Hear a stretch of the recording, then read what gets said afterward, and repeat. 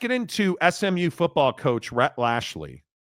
I don't understand if the SEC sucks so bad, and maybe somebody needs to help me with this. If the SEC is such a fraud, because we hear that in the comment section on this show every day, the SEC is a fraud. Nobody cares. Like it is unbelievable how many people will tell me the SEC sucks. This show's an SEC homer show. Nobody cares. They're not deep. The Big Ten, the ACC.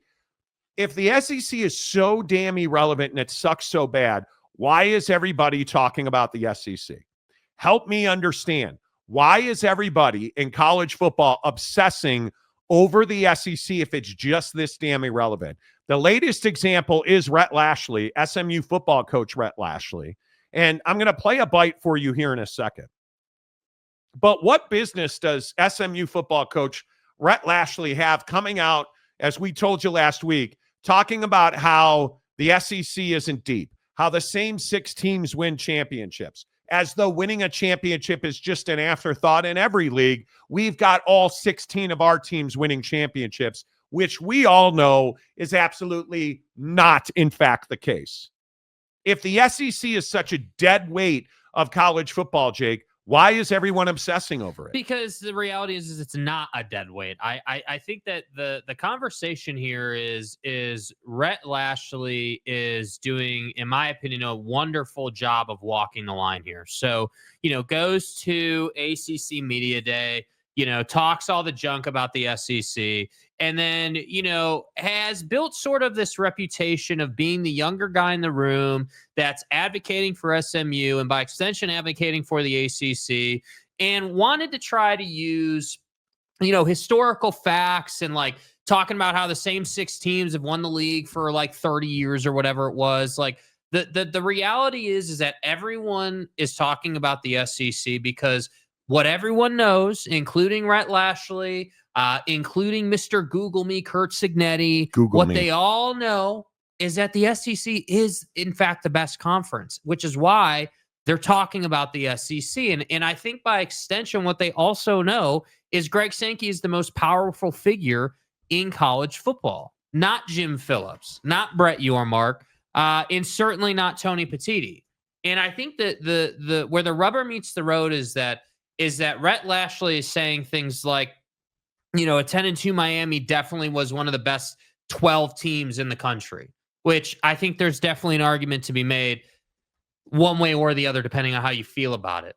But the reality of the situation is they're not talking about that the SEC had several teams that didn't get in that were clearly better than Miami, played a better schedule, had better strength of schedule, in fact, had better losses. And no, I didn't misspeak. They had better losses than Miami had because that's absolutely a factor that the CFP committee, considers. Yeah, and I think Rhett Lashlee has an obsession. I do think he and everybody else is obsessed with the SEC. And there's no question that these guys took to their media days to go after the SEC. We saw it in every conference. Yeah, here's Rhett Lashlee at ACC Media Day obsessing over the SEC. Again, I don't think it's up for discussion. It should be 16. More is better. Now, I don't think you got to go crazy over that because it is football, but we saw last year what the playoff can do. On-campus games, fantastic. Everything it does for our game. More exposure, more access, creates more fan bases and more people involved in the season throughout the year, more conferences. When it comes to our league, it should be talked about more. It should be easy. I just shed some light. I mean, there's only been 3 leagues win a national championship that have teams in their league right now since 1990. All the teams that have won a national championships in 1990 are either in the ACC, the SEC, or the Big Ten. Since I mentioned in the last 15 years, we're tied for the second most championships with 3 with the Big Ten. I don't know why that's not talked about more. We have national brands. We've won championships. The revenue is almost double who's fourth. We have our own network, the competition, the investment. I just think it speaks for itself. And so most people want to see things decided on the field, so let's let it happen that way. I don't think there's any question that if it stayed at 12, we're every year a multi-bid league. I mean, Miami should have been last year at 10-2. There's no question they were one of the top 12 teams in America. But are you? But are you? I guess that's the thing that I don't fully I don't believe that the ACC is one of the best leagues in America. And when we say America in the power, it's not. I think it's the SEC and then a big fall off, Big 10, Big 12, and I think the ACC is third. Do you believe? And I think Rhett Lashlee knows he made a mistake because today Rhett Lashlee went on the Paul Feinbaum show. I will differentiate from what I said with what Signetti said. Again, I just brought up a historical fact that can be backed up by data. I didn't come out and throw shade at the SEC scheduling when I didn't play a Power 4 team on my schedule myself.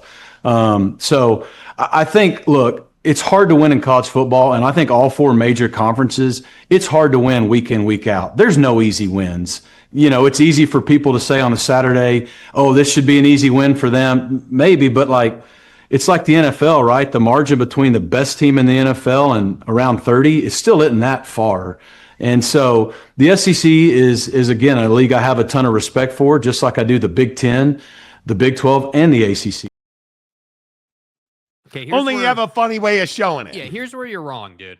The college football is very different from the NFL in the sense that the best team is actually 2 to 3 times as good or better than the worst team, right? Like Alabama or Texas, the best team in the SEC right now, let's say, call it Texas, right? Is miles, I mean, a decade ahead of Vatech. Or SMU. I look at like whoever, and we're going to talk about this in a while. LSU and Texas, in my opinion, are the 2 best teams in that league this year in the SEC. There's not, in my opinion, a team in the ACC, and that includes Clemson and Florida State, that can stay with LSU and Texas. I think they are that good. They are that farther more talented. They are that much better coached. And we saw that the minute SMU ran into a quality football team in the playoff. What happened? What happened against BYU in Dallas?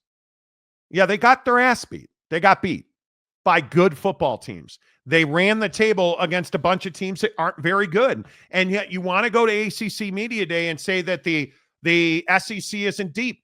You want to go to ACC Media Day and talk about how, you definitely want 16. You don't want 16.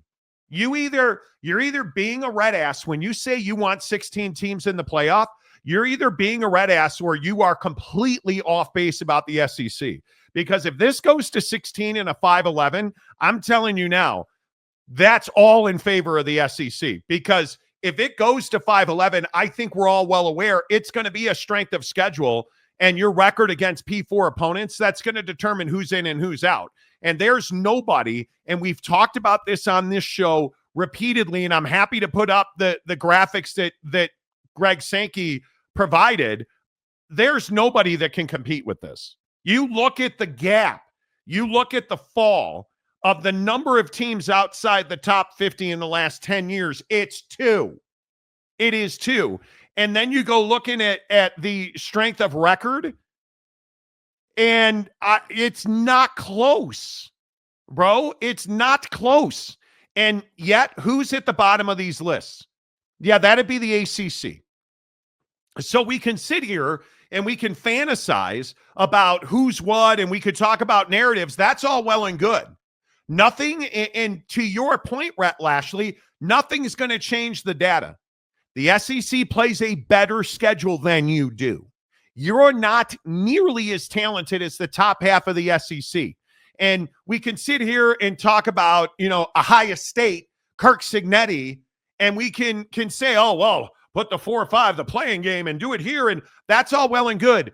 Kirk Signetti and SMU, what do you guys have in common? The fact that as soon as you ran into a real football team, you got your ass beat. Ohio State. Right? Ohio State and Notre Dame last year. How did that go for Kirk Signetti? Ohio State. Yeah, not well. Not well. How did Penn State go for SMU last year? Not well. Right? Like, we can all talk about this stuff and we can fantasize about it. We can forearm strength into it.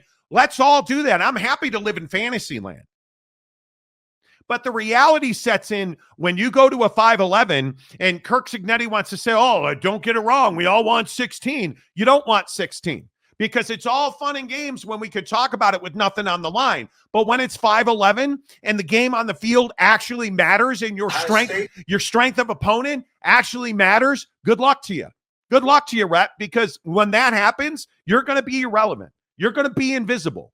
Because I'm telling you again, you look at the 10 best teams in this country, what's the argument? SMU oh, that's right, SMU's not in the conversation. Do you guys remember the score of that game? It's LSU in Texas. Do you guys remember the score of Penn State SMU?